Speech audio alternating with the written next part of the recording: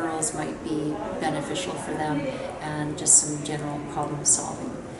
So I wanted to mention as well that we have a number of educational displays throughout the year, so to be looking outside the Women's Center. We have community pamphlets as well that people can use that are located outside of the Women's Center as well.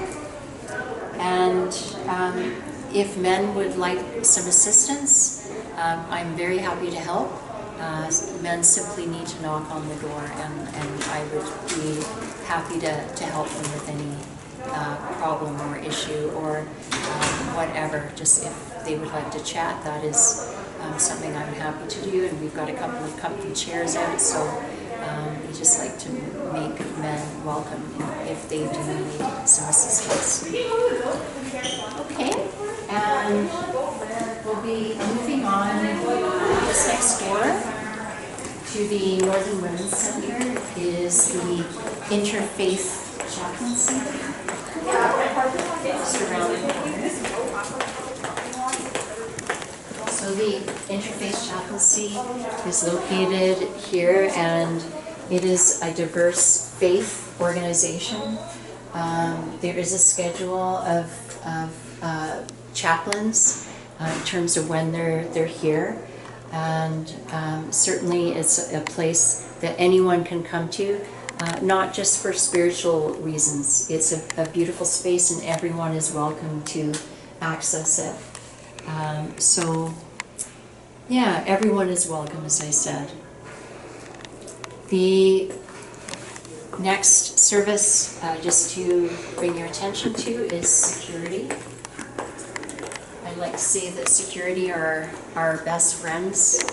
They are always looking out for us, and just make sure that there's any need. For instance, if the Women's Center was closed for some reason, which normally it isn't, it's open 24/7, but say it were closed, someone could just come to security and security would open it up. They're here 24 hours a day, 7 days a week, 365 days a year. They of course respond to emergencies. They have a first aid room. There are emergency telephones around campus that people can use. They also maintain a lost and found here at security. Something I wanted to mention too is that security created a safety app. It's called the UNBC Safe app. And to check that out, because it has a lot of important emergency safety information, but also a lot of services that are on campus as well.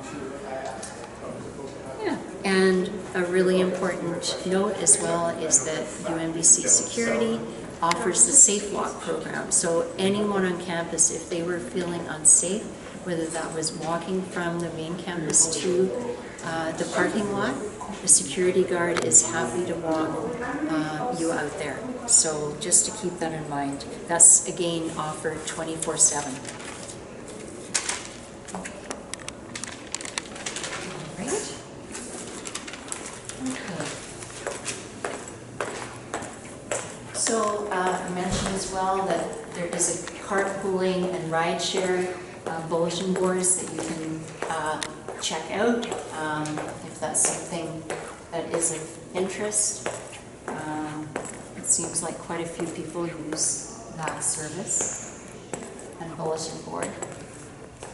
So UNBC international programs are just located to the left, as well as the cashier to the right, student recruitment and advising as well on the right.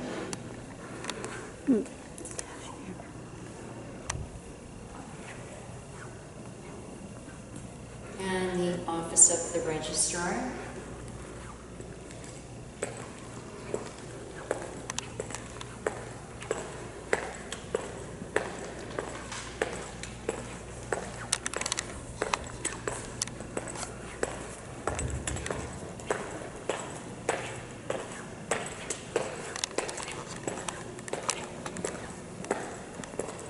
We're fortunate that so many services are located in one area to assist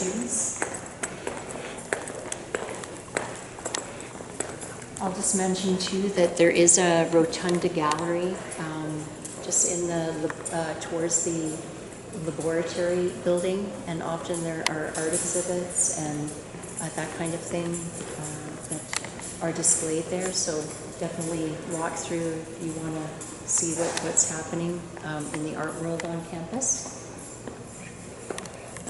To our left is as we are getting towards the First Nations Center, there is a garden called the Waboo's Garden that has a number of Aboriginal and medicinal plants, and we do have many wild animals that come into that area, including deer. I think for the last 2 years, a deer actually gave birth to babies in here, and perhaps it'll be a place she comes back to every year. But anyway, it's lovely to have the Waboo's Garden. The First Nations Center is what we're coming up to. I just wanted to mention that the First Nations Center provides a culturally safe space. It provides services to Aboriginal students, but they offer support to all UNBC students, staff, and faculty. Counseling is available through the First Nations Center. There are many programs that are offered through the First Nations Center, including an elder. There are potlucks, monthly potlucks, Indigenous crafts, something called Campus Cousins, the Mooside Campaign, Cedar Plank Project, and the Orange Shirt Day, which actually happened yesterday on September 30th.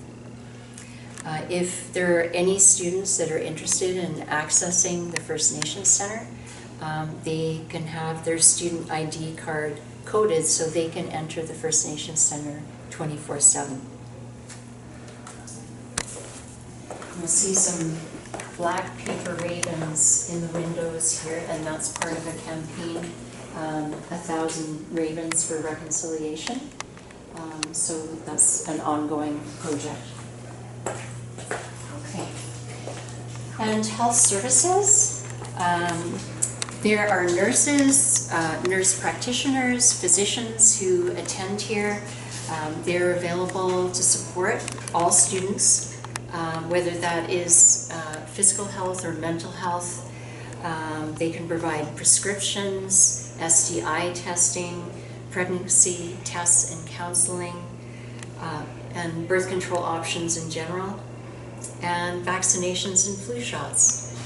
So this is very close to the First Nations Center, and you can just phone the health center and book an appointment.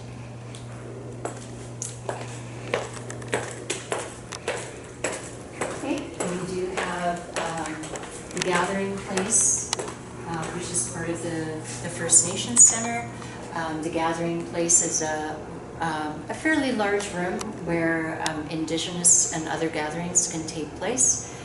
There is a special ventilation system in the gathering place so that smudging can happen as well as part of Indigenous ceremony. Okay,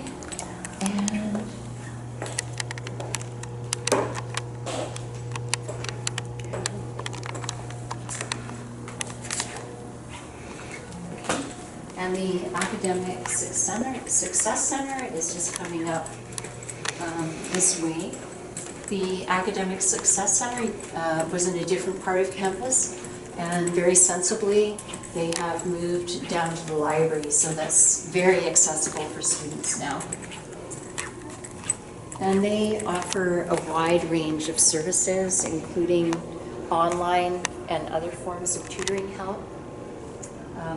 And basically their goal is to help all students achieve the goals in terms of their academic and other goals. There are individual and group forms of tutoring available, and also lots of great handouts and videos on their website, so I really recommend that you check them out. What I understand is that students can book 1 hour of tutoring per week per subject. So, and again, they are located in the library very, very conveniently. Okay. And we are going to wend our way down to the Wellness Center and Counseling Center. And we're going by lockers, and I mentioned before that if you would like a locker, it is nuns that you go through to acquire a locker here on campus. They also have bike lockers as well available. So if you like to get to work by bike or get to school by bike, you can get a bike locker that will keep your bike very safe on campus. Okay, and UNBC Wellness Center, the counseling services, they have both individual and group counseling support. They have psychoeducational and support groups as well offered. When a student comes here to begin with, an intake is done, and then it's determined what the best fit is in terms of the counselor who's available. And there are referrals to on and off campus services, helping services for students. So if you're having a hard time and just looking to talk with someone, counseling is here, and they also have a lot of great resources available to students that can be helpful as well. Besides students studying, just keeping themselves happy and connected. The counseling services are a great place to come down to. Okay, and the last service that I wanted to talk a little bit about, and we can walk back where we came from, and I'm just going to point out how to get to the Access Resource Center. So again, the reason why we're walking around campus like this is so that in following this tour, you know how to get to the services, and that's why we put this together. And I don't know if you're like me, but I'm a bit directionally challenged, so I know for myself, if I was new on campus, I would need this video as well, just to understand a little more about where services are, and so I have a good idea of where to go.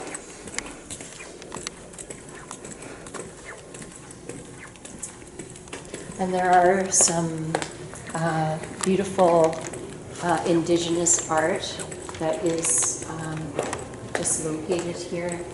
There's the library and First Nations Center. There are a number of carvings and beadwork, baskets, and real treasures that the First Nations around Prince George and elsewhere have created.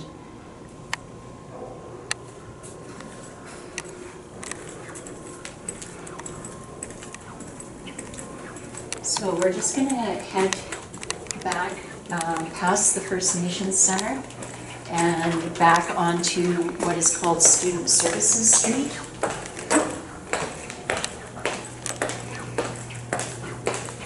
And just to mention about sort of environmental concerns, there's recycling set up all over campus, so if you want to recycle your beverage container, you can do that.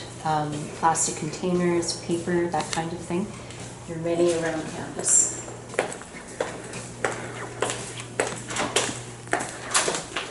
Sorry.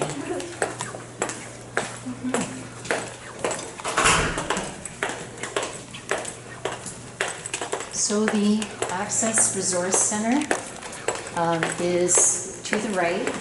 We're back on Student Services Street, and basically to get to the Access Resource Center, you will follow the arrows, and you will walk up some stairs, turn left, and keep walking. And the Access Resource Center is just a little beyond that to the left, at the end of the lab building. So the Access Resource Center provides services to students with documented disabilities. And that can be physical, that can be mental, could be learning disabilities, it could be hearing loss, vision loss.